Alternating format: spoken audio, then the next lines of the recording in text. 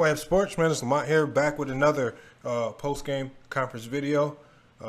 Again, we have another player. We've been kind of talking about this team a lot over the course of the last week when it involves players like Lonzo Ball and even the head coach of the New Orleans Pelicans, Alvin Gentry. We have yet to hear from the man himself, one of the most important players on this team, to see what he has to say about this particular situation surrounding the New Orleans Pelicans.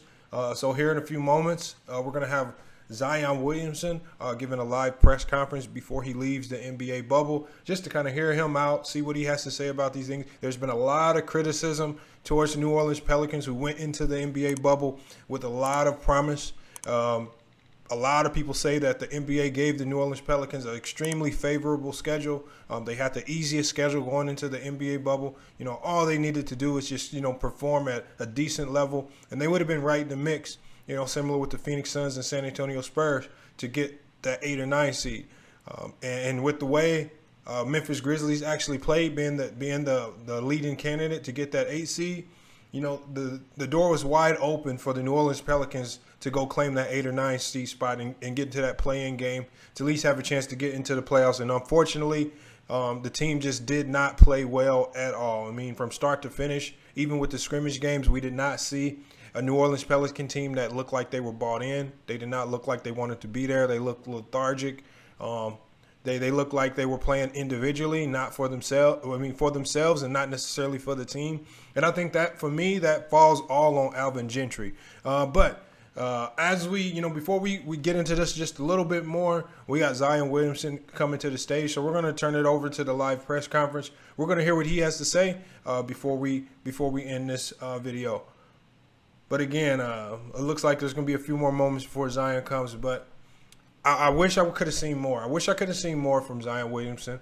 It looks like Alvin Gentry limited his minutes severely. There were games where he looked, he was exploding early on, and then Alvin Gentry would sit him late. Just unfortunate for him. I hope that he can take this offseason to work on his fitness, work on his health, so that these aren't going to be issues for him going into the future. But anyway, we're going to go ahead and turn it over. We're going to go ahead and turn it over to Zion Williamson in his live post-conference. You got to go around.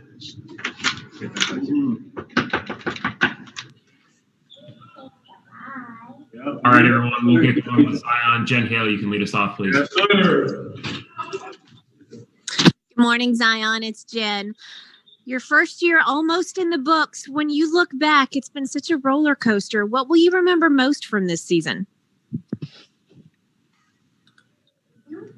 Man, so much. I think I would just remember, it's like you said, it's just been a crazy journey. It's so much to remember, so much to take in. Man, I don't even know how to answer that question. I'm sorry. We'll go. What's up, Zion? This is Will Guillory with The Athletic. Just going into the offseason, I know it won't be much of an offseason, but what's going to be the focus as far as improving your game and kind of being a better version of yourself going into the next season? Talk to my coaches, see what I need to do better from their point of view. Talk to my the player development coaches as well, see what I need to do better from their point of view. And just work on every part of my game and work on getting my body to where it needs to be. Hey, Zion, Christian Clark here at Null.com. Was it hard for you to feel like you could just get in a rhythm this year with how disjointed it was because of the injury and the suspension and play and everything? There were a few rough patches when I was trying to get into my rhythm, but it's a part of the game and it's a part of coming back from an injury. But I feel like the coaches and training staff handled it very well. And, just to be able to play 1 minute in an NBA game is great. I'm grateful for that. Hey, Zion, you mentioned your body just now. Where do you feel you need your body to be heading in the next season? That's a conversation I'm going to have with my team. Sit down, see what they need me to do better, and then I can give you a better answer to that. What's up, Zion? This is Will again. How do you feel when people try to make your size and your weight an issue? I know that's something that's talked about constantly with you. How do you feel when you hear that kind of stuff? Everybody is entitled to their own opinion, but I'm just gonna stick to the opinions to the people closest to me and my team, and I'm just go from there. Andrew, go ahead. Hey, Zion, it's Andrew again. Considering the roller coaster that this season has been, are you kind of – I know you're probably disappointed you guys weren't able to make the playoffs, but are you happy to be able to turn the page and kind of start fresh, I guess, heading into next season?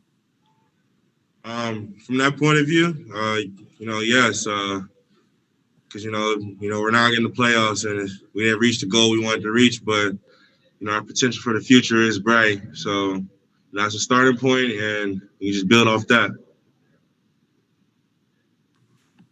Hey Zion, good morning. It's Tim Reynolds with the Associated Press. I know the record wasn't what you wanted. I know the injury, of course, isn't what you wanted, and you wanted to be in the playoffs.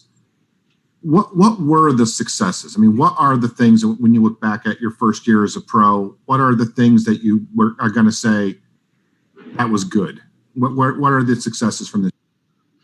I'm gonna say our team chemistry. When we first got together, preseason, we didn't really know each other. We didn't really have a feel for each other in the game. Even when I went down, the chemistry still wasn't there, but to watch this team grow and build the chemistry on and off the court, that was a big success for us. Hey, Zion, Christian Clark here one more time.